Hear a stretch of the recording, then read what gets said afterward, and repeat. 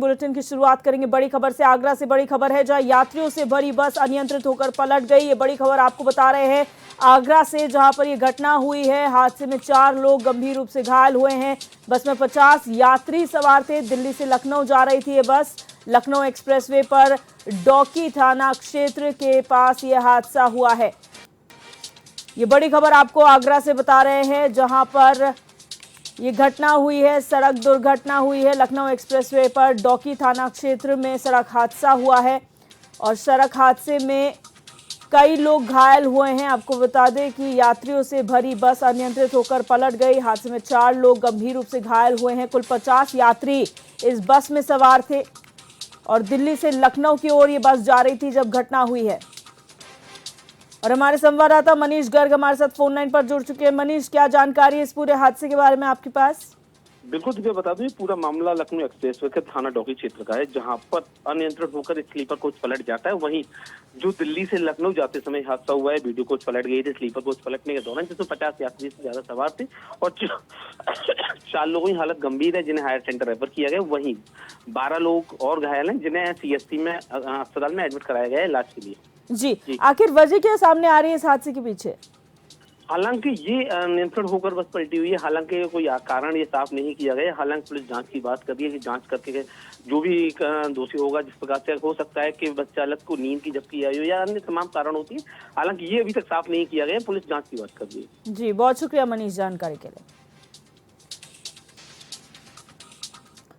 मैनपुरी की करहल सीट से प्रोफेसर रामगोपाल यादव का बड़ा बयान सामने आया है, जहां सपा प्रत्याशी तेज प्रताप सिंह यादव के नामांकन पर रामगोपाल यादव ने कहा कि तेज प्रताप यादव भारी मतों से जीतने का काम करेंगे। उन्होंने दावा किया है कि समाजवादी पार्टी उपचुनाव को लेकर पूरी तैयारी में है। इस मौके पर रामगोपाल यादव ने जम्मू कश्मीर में हुए हमले को लेकर केंद्र सरकार पर निशाना साधा। उन्होंने कहा कि यह हमला कोई नई बात नहीं है। सेंट्रल गवर्नमेंट पूरी तरीके से फेलियर है जो कहते हैं कि हमने सब कंट्रोल कर लिया और जम्मू कश्मीर में शांति है। पूरी तैयारी सारी जनता जाना चाहती है, तो हम तो ज़्यादा बड़े पैमाने पर भीड़ के लिए मना करते हैं, लेकिन फिर भी बहुत ज़बरदस्त तरीके से लोग जाएंगे और तेज प्रताप को भारी बहुमत से जिताने का काम करेंगे आने वाले दिनों में जब वोट होगा तब। अन्य सीटों के लिए सर क्या तैयारी है? और सीटें हर जगह तैयारी, एक सीट के लिए एक क्षेत्र, एक जिला ही पर्याप्त होता है। हमारा तो पूरा उत्तर प्रदेश खाली है। तो रोज होता है, दैट इज नॉट न्यू। ये तो it is the failure of central government, जो कहते थे कि मैंने सब कंट्रोल कर लिया, जम्मू कश्मीर में शांति है। कब शांति हुई? एक दिन ऐसा नहीं जिस दिन हमारे सैनिक न मारे जाते, एक दिन।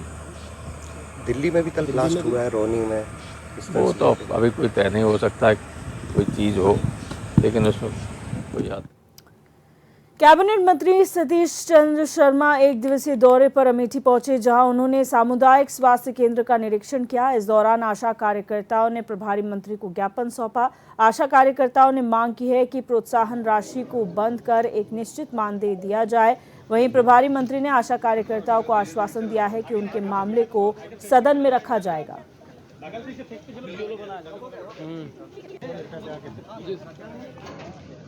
आज प्रभारी मंत्री श्री सतीश शर्मा जी द्वारा हमारे सीएससी का निरीक्षण किया गया। उन्होंने जो है सारे काउंटर बहुत अच्छी तरह से बारीकी से देखा और ये निर्देश दिया कि मरीजों को सारी सुविधाएं निःशुल्क उपलब्ध कराई जाएं। दवाएं हमारे यहाँ पर्याप्त मात्रा में मिली। उन्होंने कहा कि दवाएं सबको निःशुल्क मिले, कोई भी दवाएं बाहर से न लिखी जाएं। अगर दवा लेनी ही जरूरी है तो वो प्रधानमंत्री जन औषधि से ली जाए। सर, हम लोग आशा है जनपद अमेठी के, हमारे यहाँ स्वास्थ्य मंत्री आए हुए थे। हमने उनसे ये कहा कि हमें जो कुछ हमें प्रोत्साहन राशि मिलता है, हमको ये बंद कर दिया जाए। हमारा 24 घंटे का काम रहता है, हमें एक फिक्स मानदेय दिया जाए। कम से कम हमारा मानदेय 18,000 से कम नहीं होना चाहिए। हमें 24 घंटे की हमारी ड्यूटी रहती है। गर्मी, सर्दी, बरसात हो, जब भी कोई पेशेंट के कोई भी दिक्कत होती है, डिलीवरी से रिलेटिव हमें फ़ोन आता, हम लोग तत्काल सेवा के लिए 24 घंटा तत्काल। रायबरेली पुलिस को बड़ी सफलता हाथ लगी है, जहां पुलिस ने सर्राफा व्यापारी के बेटे की हत्या का खुलासा करते हुए 2 अभियुक्तों को गिरफ्तार कर लिया है।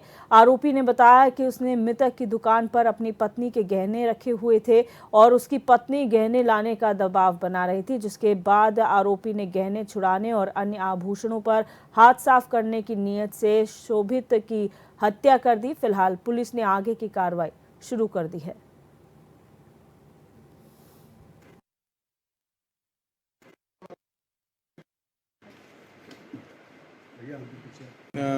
अभियुक्त है धर्मेंद्र, वो रेहन पर गहने कुछ रखा था 2 से 3 महीने के बाद। इससे जो है उनके व्यापारी से संपर्क में आया और इस संपर्क में होने के कारण ही उनकी विश्वास में वो चले गए कि हाँ एक ऑर्डर है। और जाने के बाद उनकी योजना ये थी कि इनकी हत्या करके और इनसे लॉकर की चाबी लेकर के दुकान में आके वापस इनकी ज्वेलरी ले लेंगे। इसके लिए इन्होंने जो है धर्मेंद्र ने गुलाब को 10 लाख रुपए देने का आश्वासन दिया था कि इस घटना को कारित करने के बाद 10 लाख। बरेली के कोतवाली थाना क्षेत्र में एक युवती को डिजिटल अरेस्ट कर उसके साथ 10 लाख रुपए की ठगी का मामला सामने आया है। युवती ने बताया कि उसे एक कॉल आई थी जिसमें कहा गया कि उसके नाम का एक कुरियर पाया गया है जिसमें ड्रग्स हैं, जिसके बाद युवती को एक लिंक पर क्लिक करने को कहा गया और जैसे ही युवती ने लिंक पर क्लिक किया तो उसके खाते से 10 लाख रुपए का लोन स्वीकृत होकर लोन की रकम एक दूसरे खाते में ट्रांसफर हो गई। वहीं मामले में एसपी सिटी ने बताया कि युवती की शिकायत के बाद खाते को फ्रीज कर 6 लाख रुपए होल्ड कर दिए गए। फिलहाल साइबर पुलिस मामले की जांच कर रही है।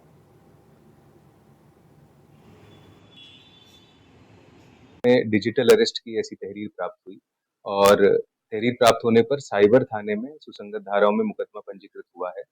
जितना अमाउंट डिजिटल अरेस्ट करके उस महिला से ले लिया गया था ठगों द्वारा, उस अमाउंट को फ्रीज किया गया है, होल्ड अप किया गया है साइबर थाने की टीम के द्वारा और इसमें आगे की विधिक कार्रवाई की जा रही है। और ऐसे पहले भी कई मामले आए हैं डिजिटल अरेस्ट के, तो ऐसा कोई भी प्रावधान भारतीय न्याय संहिता में ऐसा नहीं होता है डिजिटल अरेस्ट का। और जितने भी लोग हैं ये सतर्क रहें कि इस तरीके का ना तो कोई प्रावधान है और अपने जो डिटेल्स हैं वो शेयर करने से आप बचें, जैसे कि अकाउंट नंबर और आधार की डिटेल्स या ओटीपी डिटेल्स, तो ये आप किसी को भी देने से बचें। और हमारे संवाददाता दीपक कुमार हमारे साथ फोन लाइन पर जुड़ चुके हैं। दीपक, क्या पूरा प्रकरण सामने आया है और जो डिजिटल अरेस्ट की बात सामने आ रही है उसको लेकर क्या जानकारी है आपके पास?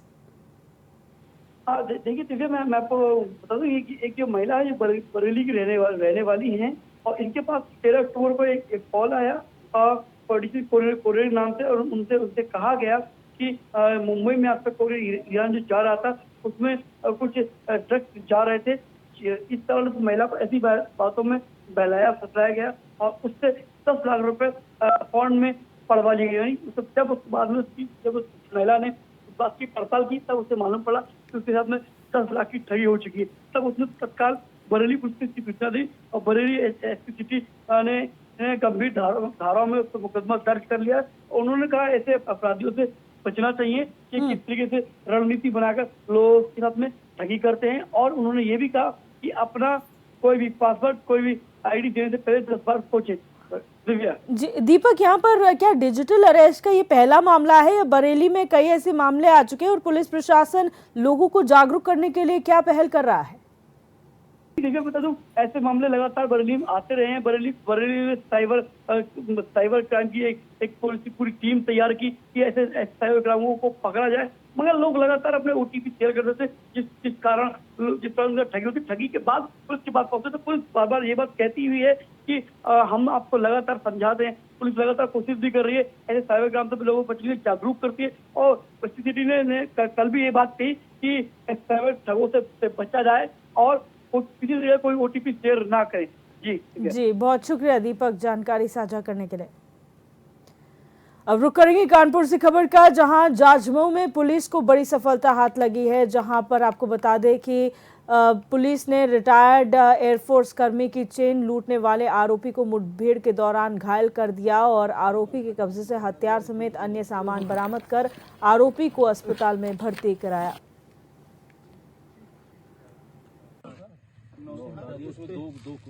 सर देखिए, एक अभियुक्त है राजेश, जिसका आज इनकाउंटर हुआ है यहाँ पे, और ये शामली का रहने वाला है। शामली में थाना झिंझाना है और खानपुर कला इसका गांव है।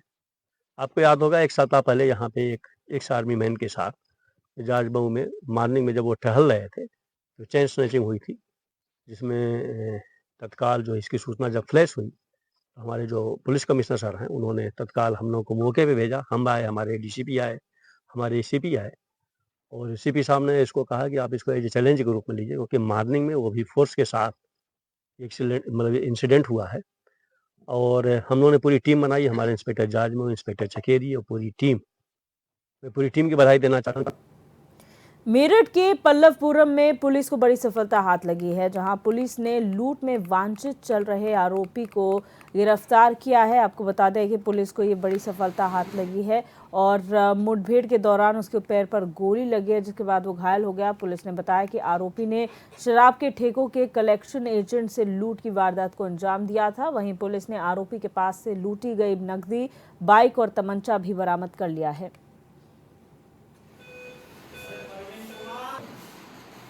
कि उनमें से एक अभियुक्त जिसका नाम अजय है पुत्र सुरेंद्र, ये थाना गंगानगर से पल्लवपुरम क्षेत्र की तरफ आ रहा है टूटी हुई बाइक पे बैठकर। सूचना के आधार पर पुलिस द्वारा चेकिंग की जा रही थी। उलदेपुर के नाम का चौराहा है, वहाँ पर पुलिस द्वारा यहाँ पे बैरिकेडिंग की गई थी और चेकिंग की जा रही थी। इसने जब ये वहाँ पे आता हुआ दिखाई दिया तो पुलिस द्वारा इसे जो अजय है उसे रुकने का इशारा किया गया, परंतु इसने रुकने के बजाय पुलिस पर फायर कर भागने का प्रयास किया है, जिसकी जवाबी कार्रवाई में इसके पैर में गोली लगी है और इसे उपचार हेतु जिला अस्पताल में एडमिट कराया गया है। इसके पास से जो लूटी हुई बाइक है और तमंचा, जो 2 जिंदा कारतूस और 25,000 रुपये बरामद हुए हैं। इसके आपराधिक इतिहास की जानकारी की जा रही है। आप लोगों को विस्तृत जो प्रेस नोट है जल्दी इसमें जारी किया जाएगा तथा इसमें एक और जहां योगी सरकार वन क्षेत्रों को बचाने के लिए हर साल करोड़ों की संख्या में पेड़ लगाकर Guinness book of world record बनाने के साथ ही उजड़ते जंगलों को बचाने की कोशिश कर रही है, तो वहीं दूसरी ओर चंदौली के चक्करघट्टा थाना क्षेत्र में वन विभाग की मौन सहमति और मिलीभगत से बड़े पैमाने पर जंगल के बीच में हरे भरे पेड़ों को काटा जा रहा है। साथ ही जंगल की जमीन पर मजार बनाकर कब्जा किया जा रहा है।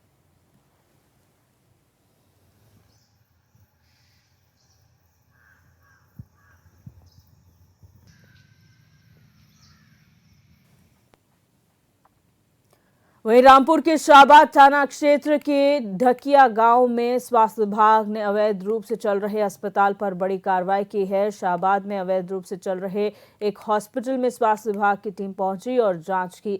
स्वास्थ्य विभाग की टीम ने हॉस्पिटल को सील कर दिया। छापेमारी डिप्टी सीएमओ डॉक्टर के चहल की मौजूदगी में की गई।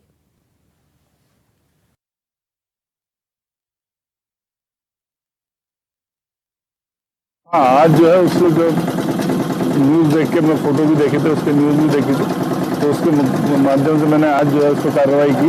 हॉस्पिटल बंद था लेकिन उसको खुलवाया गया तो वहाँ पे 2 मरीज भर्ती पाए गए और बिना रजिस्ट्रेशन के चल रहा था, तो उस पर जो कार्रवाई करके सील कर दिया गया। लाइफ लाइन हॉस्पिटल ये ढकिया में है। दूसरा एक पैथोलॉजी लैब है वहाँ पे, हाँ वो सील कार्रवाई। बस यही है आपके माध्यम से जो लोग हैं अपने रजिस्ट्रेशन करा के प्रॉपर तरीके से डॉक्टर के साथ बैठे ताकि पब्लिक को भी फायदा हो। मुजफ्फरनगर के थाना नई मंडी के गांव बिलासपुर में एक युवक ने अपने ही सगे भाई की हत्या कर दी। बताया गया कि दोनों भाइयों के बीच जमीनी विवाद को लेकर मारपीट हुई थी, जिसके बाद आरोपी भाई ने अपने भाई की फावड़े से काटकर हत्या कर दी। वहीं सूचना पर पहुंची पुलिस ने आरोपी को गिरफ्तार कर लिया है और आगे की कार्रवाई शुरू कर दी है।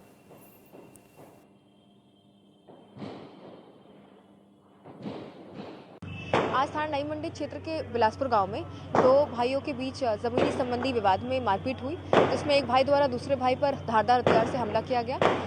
हमले में घायल होने के उपरांत उन्हें जिला अस्पताल में उपचार हेतु भर्ती कराया गया। दौरान उपचार व्यक्ति की मृत्यु हो गई। तुरंत हमारे द्वारा उस व्यक्ति को हिरासत में लिया। फिर रुक करेंगे लखनऊ का, जहां पर अखिलेश यादव प्रेस को संबोधित कर रहे हैं। ऐतिहासिक वोटों से जीत करके जाएंगे।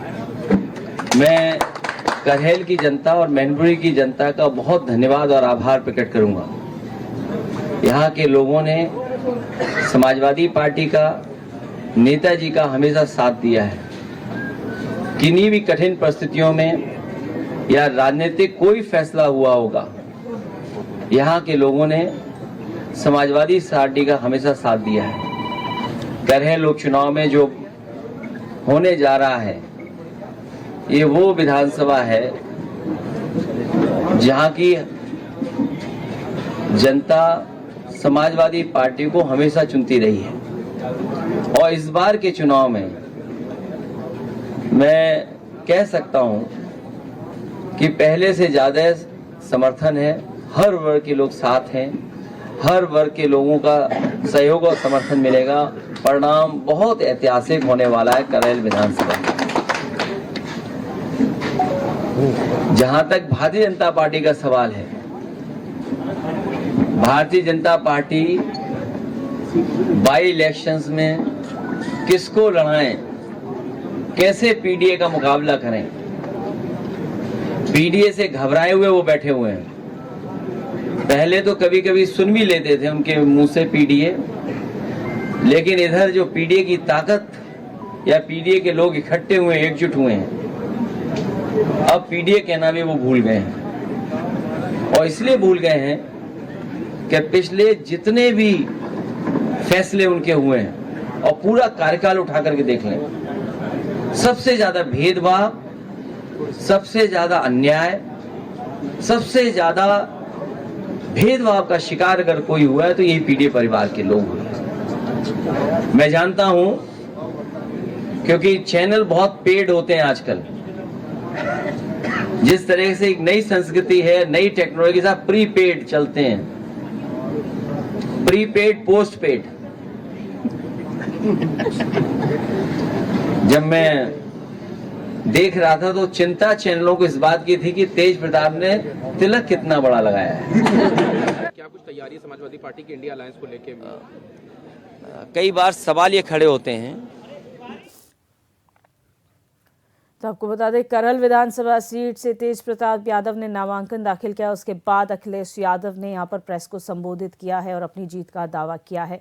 बढ़ते आगे, रायबरेली ऊंचाहार थाना इलाके में सर्राफा व्यवसायी के बेटे को अगवा कर उसकी हत्या कर दी गई। आपको बता दें कि व्यापारी के बेटे की उसके जानने वाले एक युवक ने अपनी साथी के साथ मिलकर हत्या कर दी थी और उसके शव को सरपतहा पुल के नीचे फेंक दिया था। जिसके बाद जब आरोपी पीड़ित की दुकान पर चोरी करने आया तो अन्य व्यापारियों ने उसे पकड़कर पुलिस के हवाले कर दिया और व्यापारी के बेटे को ढूंढने की मांग की। वहीं पुलिस ने कार्रवाई करते हुए मृतक के शव को बरामद किया और दूसरे हत्यारोपी को गिरफ्तार कर दोनों आरोपियों को जेल भेज दिया।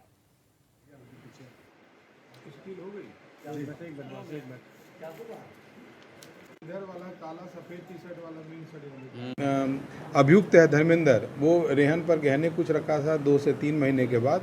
इससे जो है उनके व्यापारी से संपर्क में आया और इस संपर्क में होने के कारण ही उनकी विश्वास में वो चले गए कि हाँ एक ऑर्डर है। और जाने के बाद उनकी योजना ये थी कि इनकी हत्या करके और इनसे लॉकर की चाबी लेकर के दुकान में आके वापस इनकी ज्वेलरी ले लेंगे। इसके लिए इन्होंने जो है धर्मेंद्र ने गुलाब को 10 लाख रुपए देने का आश्वासन दिया था कि इस घटना को कारित करने के बाद 10 लाख रुपए आपको दें। मुरादाबाद जिले के सिविल लाइन क्षेत्र में पुलिस को बड़ी सफलता हाथ लगी है, जहां पुलिस ने होटल कारोबारी के घर हुई चोरी का खुलासा करते हुए 3 आरोपियों को गिरफ्तार किया है। आपको बता दें कि तीनों आरोपियों के करीब 5 लाख की नकदी के साथ 18 लाख रुपए की चोरी की थी। पुलिस ने तीनों आरोपियों के पास से 5 लाख रुपए नकदी और 13 लाख रुपए के सोने और चांदी के जेवरात बरामद कर सभी के खिलाफ आगे की कार्रवाई शुरू कर दी है।